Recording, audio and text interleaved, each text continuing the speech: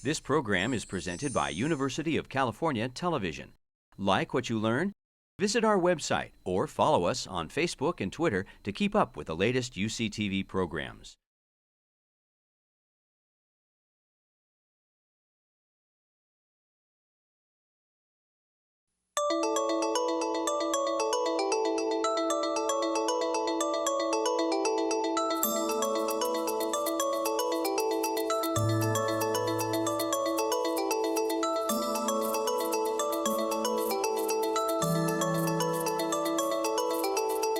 Our next presentation is going to be on portal pulmonary hypertension, and it's given me great pleasure to introduce our guest speaker, Dr. Van Selby.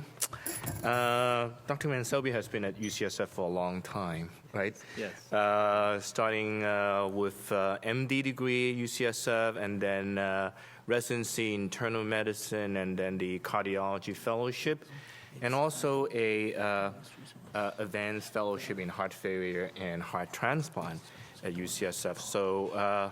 So Dr. Selby is gracious enough to accept this invitation to talk to us about portal pulmonary hypertension. And Dr. Selby is a recipient of a prestigious research fellowship award from the Heart Failure Society of America, and has really done a lot of clinical studies on advanced heart failure and portal pulmonary hypertension. So I should mention that portal pulmonary hypertension is not a rare entity that we very often encounter in the setting of end-stage liver disease. Dr. Selby? Thanks. Thank you. And thanks for inviting me to speak right after three of the great transplant luminaries at UCSF. It's slightly intimidating, but I'll do my best. And I know we're past due for a break, so I'll go as quickly as possible. I'm glad this topic is included today, because we work a lot with the hepatologists at UCSF on kind of co-managing these patients and achieving the best outcomes. Here's the overview for today. So if there's one thing to take home from today, it's what is portal pulmonary hypertension. And the part that's in blue, the elevated PA pressures due to increased resistance to blood flow in the setting of portal hypertension is really important. It's a disease of the pulmonary arteries, not just high PA pressures. To have it, you do have to have high PA pressure, so we use a mean pulmonary artery pressure of 25 millimeters of mercury at rest. And then you also have to have an elevated pulmonary vascular resistance. We use 3 Wood units as our cutoff, and that's really getting at that resistance to flow in the pulmonary arteries. To meet criteria, you also have to have normal left heart pressures, and we define that as a pulmonary capillary wedge pressure less than 15 millimeters of mercury, or a transpulmonary gradient, which is just sort of the pressure gradient across the pulmonary vasculature greater than 12, meaning that you've got some disease beyond just the elevated wedge pressure. And it's important to remember that you can see actually moderate or even sometimes severe pH due to other reasons in liver transplant candidates, and we'll get to that in a minute, but this is sometimes not portal pulmonary hypertension, and it's important to know what you're dealing with. So this is how I think of pulmonary hypertension. I think this helps facilitate discussions between cardiologists and hepatologists. So pulmonary hypertension just means high pulmonary artery pressures, and that's a mean PA pressure greater than 25, no matter what. And you see here on the side, this is how we break down all the different causes. So you have pulmonary hypertension due to left heart disease, lung disease, chronic PEs, unclear mechanisms. But portal pulmonary falls in this category of pulmonary arterial hypertension, which you will also hear is called group 1 PH, which is actual disease of the pulmonary arteries themselves. And that includes things like idiopathic, which is the most well-studied form, HIV toxin associated, but then portal pulmonary hypertension fits in there because, again, you have disease and remodeling of the pulmonary arteries. So what's the epidemiology of portal pulmonary hypertension? So you see very, very widely ranging prevalences in liver transplant candidates, anywhere from as low as 3.5%, which I think from my experience is definitely too low, at least for the UCSF population, up to as high as 16.1%. Females are at higher risk. Autoimmune hepatitis seems to be a particularly frequent cause. Hep C is a little bit less frequent. And one thing to just keep in mind is it's not directly correlated with the severity of liver disease.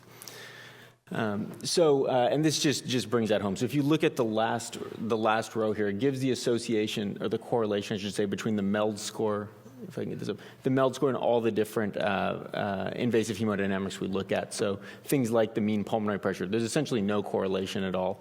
Cardiac output, there's not much correlation. Actually, essentially zero correlation with PVR itself. So it's not just the most advanced end-stage liver patients who get portal pulmonary hypertension. Why do you get it? Well, so there's certainly some component of increased portal pressures. That's the first hit. But why do only 3 to 16% of patients actually get true portal pulmonary hypertension? Nobody has really proven with any certainty the exact mechanism why some people get it. People have hypothesized and shown with some success that there are higher levels of certain substances that are usually cleared by the liver in these patients. They may moderate some of the remodeling.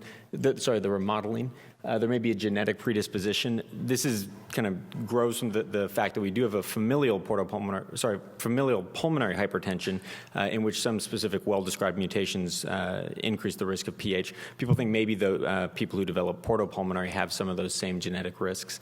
Thromboembolism of the portal system. And then just hyperdynamic circulation of cirrhosis, meaning that you have such high flow over such a long time in patients with cirrhosis that maybe that leads to pulmonary vascular remodeling over time.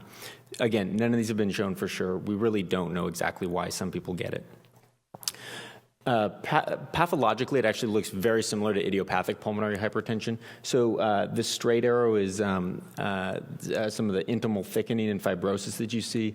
The curved arrow is what we call plexiform lesions. These are just sort of hallmarks of pulmonary arterial hypertension, and again, reinforce the fact that this is a disease of the pulmonary arteries.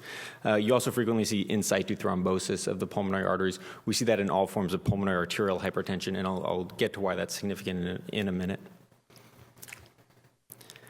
So one challenge that we sometimes have to deal with is figuring out exactly why someone has high pulmonary artery pressure. So here are 3 states that that can cause high PA pressures, and you can see any of them in cirrhosis. So we know cirrhosis is, generally speaking, a high cardiac output state. That alone will give you high pressures just because you have increased flow. But what you'll see is the pulmonary vascular resistance is not high in that state. So someone may have a PA mean pressure of 35, but a PVR of 1. That patient doesn't have portal pulmonary hypertension. Just pure volume overload. So I feel like I see this all the time in the liver transplant patients we consult on. Oftentimes because they're in end-stage renal failure as well. But for whatever reason, they get volume overloaded. That drives up the pulmonary capillary wedge pressure, and then that gets transmitted back to the pulmonary circulation and gives you pulmonary hypertension. Again, here the hallmarks of and the reasons it's not portal pulmonary is the wedge is high and the PVR is really not that significantly elevated.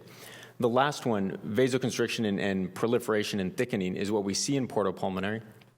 And you see the PA pressures are very high, the PVR is very high. Cardiac output we'll get to in a second, and the wedge pressure is normal or low. So this is how we sort of think through why a patient with advanced liver disease may have pulmonary hypertension. So this is just sort of the trajectory of not just portal pulmonary, but any pulmonary hypertension. So the yellow line is the pulmonary pressures. They go up as the disease develops, but then you get to this stable plateau in many cases where the PA pressures don't really go up much more. And that's because cardiac output starts to plateau and even sort of decrease as time goes on. Then you see patients start deteriorating substantially after a couple of years usually, to where the pulmonary pressures may actually come down because the cardiac output is going down and they're not seeing as much blood flow to the pulmonary arteries. So you can't just look at the mean pulmonary artery pressure to assess the severity of someone's pulmonary hypertension. Portal pulmonary hypertension is clearly associated with poor survival. So these are just basically 2 Kaplan-Meier curves showing survival in portal pulmonary compared to idiopathic. The portal pulmonaries are the lines on the bottom in both graphs. We think of idiopathic pulmonary hypertension as a relatively severe disease with poor prognosis. Portal pulmonary hypertension is clearly much worse. Some of that is due to the underlying liver disease. They can kill them for other reasons than just progressive heart failure. Some of the important prognostic signs are the cardiac index is an important marker. When that gets low, you're in that sort of burned out end stage of portal pulmonary hypertension.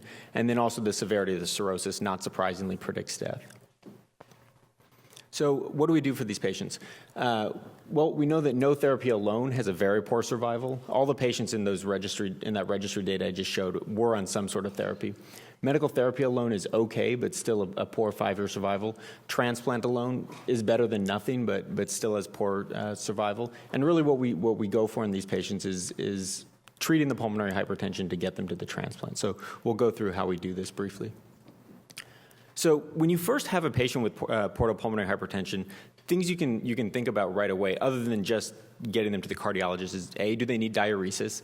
B, what do you think of anticoagulation? So we anticoagulate idiopathic pulmonary hypertension all the time because they're at increased risk for forming thrombus inside the pulmonary arteries. In liver patients, it's almost always contraindicated due to either coagulopathy or thrombocytopenia. But if you have a patient who is not severely coagulopathic or thrombocytopenic, it is something to consider because at least in idiopathic pulmonary hypertension, anticoagulation has been shown to improve survival. You want to be very hesitant with beta blockers in these patients, especially if they have right ventricular dysfunction. And then things like TIPS, anything that alters your venous return and overall hemodynamics is just risky in these patients because they're more tenuous. So what pH-specific therapies can we do? I think this is just a good list to go through because a lot of your patients with portal pulmonary hypertension will be on these meds. They have lots of different names, and each class has different agents, so it's important to just recognize what they're for and have a general idea of what class they're in. So we at UCSF like phosphodiesterase 5 inhibitors. Sildenafil is the classic one. It's a 3-time-a-day med. It's one of the few that's actually been studied, albeit in a very small cohort. It did lower pulmonary vascular resistance, but those benefits were not seen out to a year. A lot of times now we're using tadalafil, which is also called Adcirca because it's once daily dosing. The next class is the endothelin receptor antagonist. Bosentan is the oldest. We're using it less and less, and especially in these patients because it can have some hepatotoxicity. Ambrisentan is a slightly newer one, and macitentan is the newest. It's been out for a couple months now.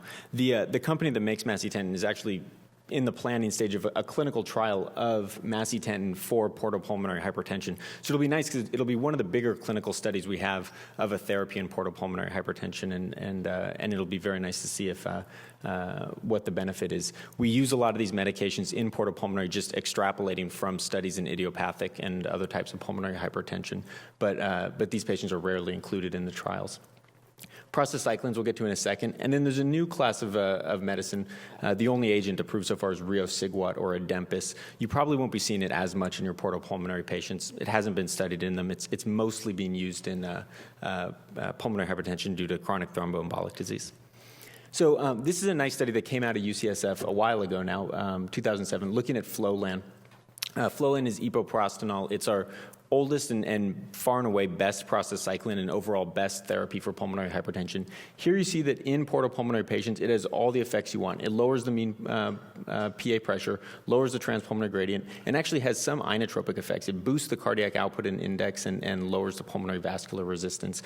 The main limitations to epoprostenol, which is also called Flolan, are that it requires an indwelling catheter and it has an incredibly short half-life. So patients have to be very competent and able to deal with any issues that may come up with the line. So if there's any drug use going on in the patient, if there's any dementia or any sort of reason why we don't trust them to call and come into the emergency department the second anything goes wrong, we can't use this medication.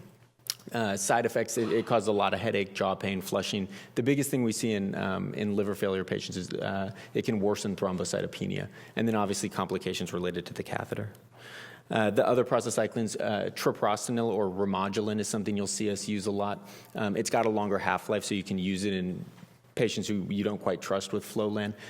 We've been using a lot of Tyvaso, which is inhaled Remodulin. It's nice because it doesn't require a catheter. And then there's a new oral form. At UCSF, we're actually not using it yet, just because there's not as much data. But it will probably come into increased use in the future. And then there's another one called Ventavis that you may sometimes see. So liver transplant, it's associated with high mortality, as many of you probably know. And I think this image kind of nicely summarizes exactly why that is. So a normal heart is is here, and you see the RV kind of sits as this sliver along the left ventricle, each of them doing their job. In pulmonary hypertension, the right ventricle gets enlarged from all the stress, and that just really throws off the whole heart. The LV, left ventricle, gets small, doesn't fill properly, doesn't eject properly. And the increase in the right ventricle throws off oxygen supply demand and increases myocardial ischemia. So you kind of get this negative feedback loop in the heart that makes people unable to tolerate really any stressors at all, liver transplant being a large hemodynamic stress. So that's part of the reason why they do so poorly. This is one of my favorite studies from portal pulmonary hypertension liver transplant, because it just shows so clearly what how significant a predictor of adverse outcomes it is. So mean pulmonary pressure, those with PA pressure less than 35 all survive. Those with PA pressure greater than 35, 50% mortality. Similarly, the transpulmonary gradient, those with the high gradient, 50% mortality. Those with the normal gradient all survived. Really just drives home the how big a risk factor this is. So because of that, we aggressively screen and patients at UCSF. We have this protocol we use, echo for all, and then we use a right ventricular systolic pressure cutoff of 40 to decide if they need further screening. If the RV pressure is not that high, but there's something like a right ventricular dilation or other evidence of pulmonary hypertension, we'll also screen with the cath. So we do right heart catheterizations, and these are the criteria we like to see: a mean PA pressure less than 35 and a pulmonary vascular resistance less than 3. Importantly, if they meet these criteria, they have to get a liter of fluid and show that even with the hemodynamic challenge of a fluid load, they can maintain these criteria. This is just some of the other unique situations we'll get into. Sometimes they have the elevated PA pressure, but a relatively normal PVR. They may be those patients with just high left-sided disease, so not actual portal pulmonary hypertension. In some of those cases, we'll let them go on to transplant, but it's kind of a patient-specific decision. Also, it's just important to note that those are very borderline criteria, so if they're right around the cutoffs but not quite there, sometimes we'll look at them a little more closely, making sure their right ventricle's okay, making sure they're going to tolerate the transplant. Finally, for those we treat, and we end up treating a lot of these patients with those exact agents I just went through, we like to see that they can maintain these on treatment. And sometimes they'll get intermittent right heart caths to confirm that they can maintain these numbers while they're awaiting transplant. Just to show that different institutions use slightly different criteria, here's Mayo. They use a PA mean based criteria as well, but they'll go up to 50 millimeters of mercury in some cases. We don't tend to be that aggressive. If the PA mean is that high, we get really hesitant to let them go forward. But there's a fair amount of center-to-center variability. Here's just one last diagram of how Mayo at least manages pulmonary hypertension that's found when the patient goes to transplant. So say they either weren't screened adequately or have developed portal pulmonary hypertension. They look, is the mean PA pressure less than 35, and is the PVR low? If so, go ahead. If the PA pressure is kind of borderline, they look at the PVR and the right ventricular function and use that to decide whether or not to go to surgery. If the PA mean is greater than 40 at the time of transplant and the PVR is high, then they hold off on surgery. So this is one algorithm of how you can deal with kind of surprising portal pulmonary hypertension. People always ask, does liver transplant cure portal pulmonary hypertension? And I'd say there's some data to suggest it may, some data to suggest it may not. There's really not a consensus opinion. I've seen wide-ranging reports showing either benefit or progression of the pH. So I generally don't love to think of just portal pulmonary hypertension alone as an indication for transplant. It is sometimes considered as one, but I feel like it's such an aggressive treatment for it, and there are other therapies we can use for pH that with ambiguous outcomes, it's a little bit overkill to go ahead with that. So to summarize, I'd say on average for most of the studies, portal pulmonary hypertension will be present in about 8% of your liver transplant candidates. It's very, very crucial that you screen these patients because it really makes a huge difference in outcome. Speaking both just from the limited data that are available, but also from clinical experience, you really can get these pressures down. So get them to someone who knows, who's comfortable treating pH with these advanced therapies. And we like to go straight to multiple medications at the same time up front to really get their pressures down, and then repeat the cath, see if we're making progress. If not, just go up and up on the medications or switch medications, eventually often ending up with Flolan to get their pressures down. Liver transplant probably benefits patients with portal pulmonary, but medical therapy is good these days. We now have 3 different classes of medications. We can treat it in many cases, so I think that's usually the better option for these patients. Thank you.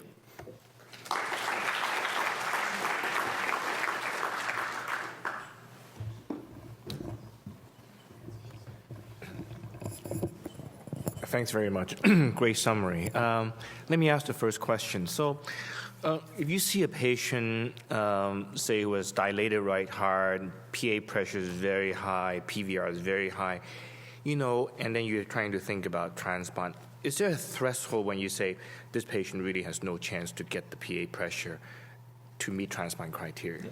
So not one that's been proven, and if the patient is otherwise a good candidate and someone you really feel like is going to have a good outcome if you can treat that, we'll do Flolan from the start. And you go for the most potent. So you'd probably do Flolan and sildenafil.